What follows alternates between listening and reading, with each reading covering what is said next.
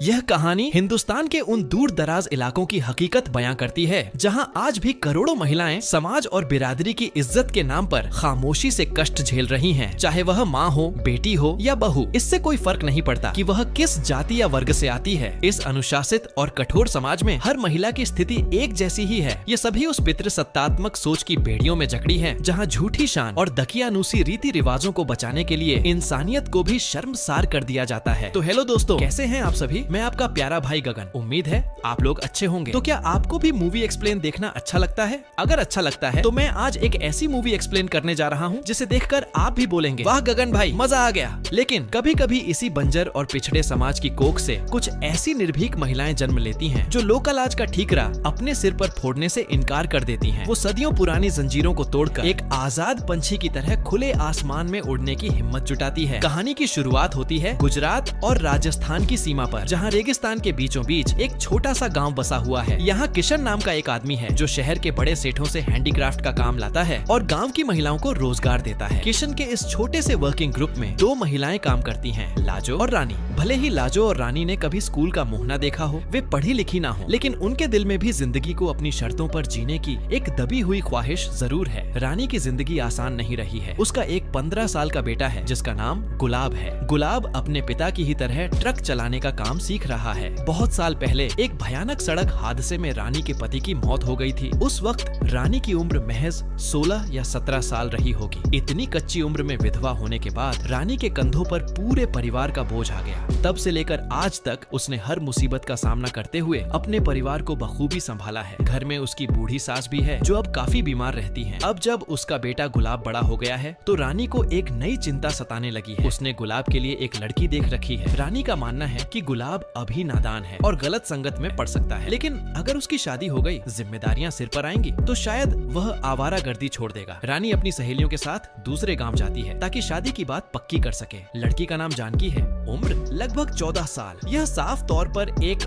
बाल विवाह है, लेकिन रानी या उसके साथ आई किसी भी औरत के मन में जरा सी भी झिझक नहीं है। उनके लिए यह सब बिल्कुल सामान्य है। आखिर उनकी अपनी शादियां भी तो इसी उम्र में हुई थीं, जिस व्यवस्था में वे पली बढ़ी हैं। वहाँ सवाल पूछना कभी सिखाया ही नहीं गया। 3 लाख रुपए नकद देने की शर्त पर रानी जानकी की शादी पक्की कर लेती है। जब रानी वापस अपने गांव लौटती है तो वहाँ एक पंचायत बैठी हुई है। वजह, एक लड़की अपने ससुराल से भागकर मायके आ गई है। पंचायत में लड़की की मर्जी की कोई अहमियत नहीं। सब मिलकर फैसला सुनाते हैं कि उसे वापस ससुराल भेजा जाएगा, चाहे वहाँ उसके साथ कैसा भी व्यवहार हुआ हो, चाहे उसने कितना ही अपमान सहा हो। समाज की बदनामी का डर उनकी बेटी की जिंदगी से बड़ा है। इस समाज में औरत की तकलीफ से ज्यादा जरूरी उसकी चुप्पी होती है। वहीं किशन की पत्नी नोवी, जो मणिपुर की रहने वाली है, जब अपनी बात रखने की कोशिश करती है तो उसे चुप करा दिया जाता है। गांव के ठेकेदारों की नजर में पढ़ाई लिखाई समाज की इज्जत को मटियामेट कर रही है। वक्त बदला और गाँव में एक डांस कंपनी ने अपना डेरा जमाया। इस कंपनी की जान और सबसे बड़ा आकर्षण है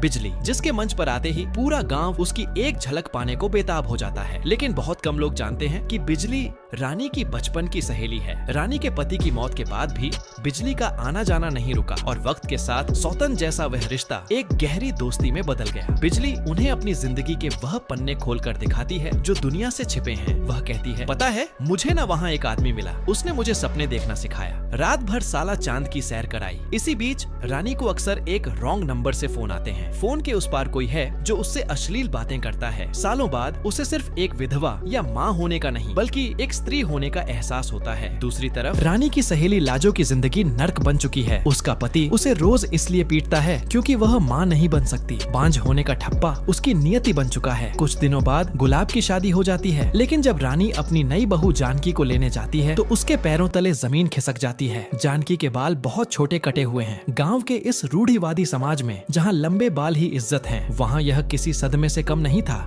घर पहुंचते ही कोहराम मच जाता है। गुलाब चिल्लाता है कि रानी ने जानबूझकर उसे ऐसी लड़की दी है। जैसे जैसे समय बीतता है, रानी को अपने बेटे गुलाब में अपने ही मरहूम पति की परछाई दिखने लगती है। बंद कमरे से जब बहू जानकी की चीखें आती हैं, तो रानी का कलेजा कांप उठता है। वह जानती है कि वहाँ क्या हो रहा है, क्योंकि उसने खुद बरसों यह सब सहा है। एक दिन बिजली लाजो और रानी को लेकर गांव से दूर पुराने खंडहरों में जाती है। वहां लाजो अपना दर्द बयां करती है कि वह कभी मां नहीं बन सकती। तब बिजली एक ऐसी बात कहती है जो लाजो के होश उड़ा देती है। जरूरी नहीं कि कमी तुझ में हो सकता है कि तेरा पति नपुंसक हो। लाजो हैरान रह जाती है। आज तक उसने कभी सुना ही नहीं था कि कोई मर्द भी बांझ हो सकता है। बिजली रानी को भी एक कड़वा सच बताती है कि उसका बेटा गुलाब भी बिजली के पास कोठे पर आता है। यह सुनकर रानी शर्म और दुख से कट जाती है। उसका बेटा इतना गिर चुका है। इधर लाजो बिजली के बताए एक बाबा के पास जाती है और गर्भवती हो जाती है। बाबा का आशीर्वाद काम कर गया, लेकिन वह अपने पति को यह बताने की हिम्मत नहीं जुटा पाती। कहानी में मोड़ तब आता है जब जानकी का पुराना प्रेमी सामने आता है। पता चलता है कि जानकी ने विद्रोह में खुद अपने बाल काटे थे ताकि शादी रुक जाए। रानी को जब यह पता चलता है तो वह एक बड़ा फैसला लेती है। वह नहीं चाहती कि जानकी का भविष्य भी उसकी तरह अंधेरे में बीते। रानी अपना घर और जमीन बेचकर कर्ज चुकाती है और जानकी को उसके प्रेमी के साथ शहर भगा देती है। रानी ने अपना सब कुछ खोकर अपनी बहू को आजाद कर दिया। आज रावण दहन का दिन है। लाजो अपने पति को सच बताती है कि कमी उसमें नहीं बल्कि पति में थी। गुस्से में उसका पति उसे मारने दौड़ता है, लेकिन तभी एक हादसा होता है और वह खुद आग की चपेट में आ जाता है। अंत में रानी, लाजो और बिजली तीनों उस सड़े गले समाज को पीछे छोड़कर बिजली की गाड़ी पर सवार होकर निकल पड़ती हैं। आगे कई रास्ते हैं, मंजिल का पता नहीं, लेकिन उन्हें खुद पर भरोसा है। दोस्तों, अंत में जब लाजो का अत्याचारी पति आग में जल रहा था तो रानी और लाजो ने उसे नहीं बचाया। क्या आपको लगता है कि उनका यह फैसला सही था या इंसानियत के नाते उन्हें उसे बचा लेना चाहिए था? कमेंट में अपनी राय जरूर लिखें। दोस्तों, कैसा लगा आपको मूवी का एक्सप्लेन? अगर अच्छा लगा तो प्लीज वीडियो को लाइक और चैनल को सब्सक्राइब जरूर करें। धन्यवाद। मिलते हैं अगले वीडियो में।